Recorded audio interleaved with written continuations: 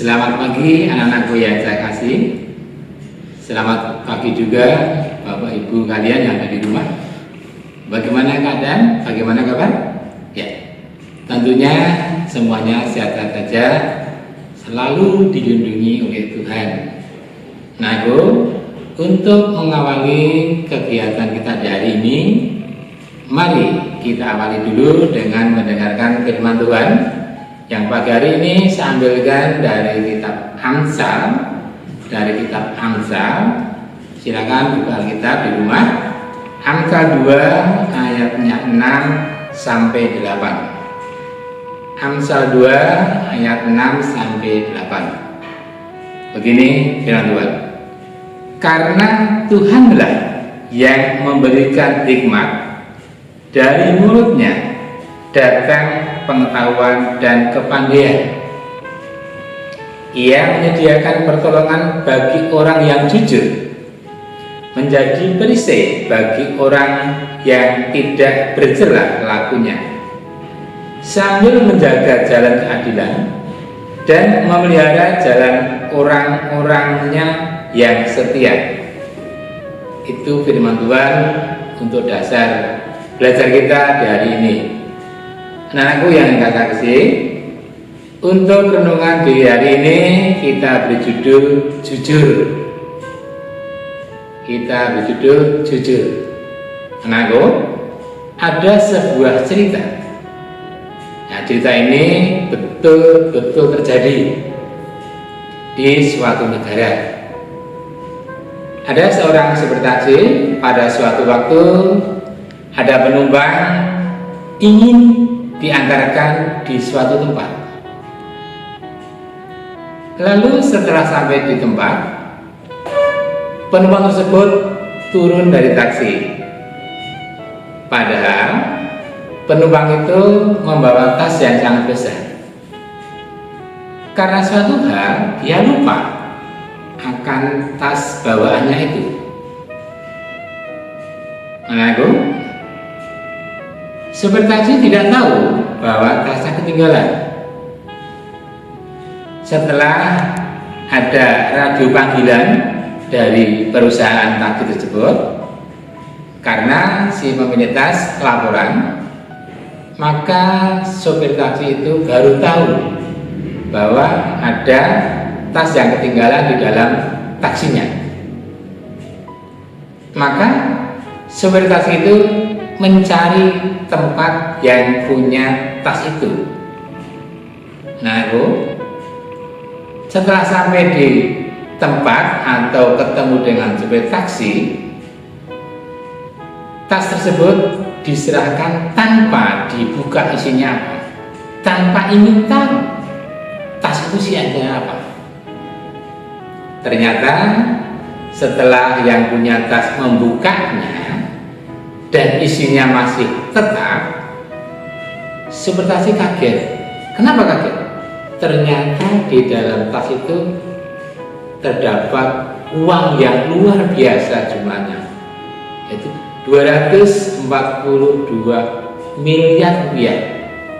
Nah, sebesar apa uang itu? Untuk kejujurannya, supir taksi itu mendapatkan penghargaan 1 dari perusahaan taksinya, yang kedua dari si pemilik tas itu. Pemilik tas memberikan beberapa lembar uang kepada supir taksi sebagai imbalan, sebagai ungkapan terima kasih. Setelah diterima oleh supir taksi, dilihat ternyata cukup lumayan. Supir taksi diberi imbalan 1.500.000. Padahal untuk taksi sendiri hasilnya tidak mencapai segitu. Karena atas kejujurannya, supir taksi itu diberikan imbalan uang yang begitu besar. Anakku yang terkasih, kenapa kejujuran dihargai begitu mahal? Karena untuk mencari orang yang jujur sampai saat ini jarang atau dikatakan langka. Zaman sekarang banyak yang berbuat jahat dengan berbagai alasan demi keuntungan pribadinya. Demi keuntungan pribadinya dengan berbagai alasan ditempuh, walaupun berbuat jahat, walaupun tidak jujur. Zaman sekarang makin banyak orang yang berjahat. Zaman sekarang mudah tergoda oleh situasi, anakku. Namun kalian sebagai anak Tuhan dituntut untuk melakukan hal-hal yang baik, dituntut untuk melakukan hal-hal yang jujur, walaupun di sekeliling kita banyak yang tidak jujur, walaupun di sekeliling kita banyak yang tidak baik, kita tetap berbuat baik, kita tetap berbuat jujur terhadap diri sendiri, terhadap orang tua, terhadap teman, terhadap guru, terkhusus terhadap Tuhan. Memang berbuat baik itu tidak mudah, berbuat jujur juga tidak gampang, tetapi percayalah, Roh Kudus akan menuntun kita untuk melakukan hal-hal yang baik, untuk melakukan hal-hal yang jujur. Memang ketidakjujuran itu adalah pilihan, namun kita tahu apakah itu harus kita pilih? Tentunya tidak. Saya tidak bisa benar-benar jujur karena saya orang berdosa, tetapi saya bisa mencegah diri saya tidak melakukan ketidakjujuran itu. Saya tidak bisa benar-benar jujur karena saya orang berdosa, tetapi saya bisa mencegah diri saya tidak melakukan ketidakjujuran itu. Anakku, mari kita selalu berbuat baik, mari kita selalu berbuat jujur. Tuhan Yesus memberkati kita semua. Amin. Mari kita berdoa dulu.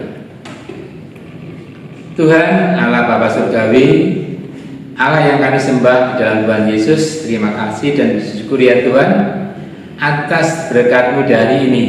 Bapa, hari ini kami hendak melakukan tugas buat kami, belajar kami, tuntun ya Bapa, terangi ya Bapa, dampingi kami ya Bapa, sehingga kami boleh mengikuti pembelajaran walaupun dalam situasi pandemi.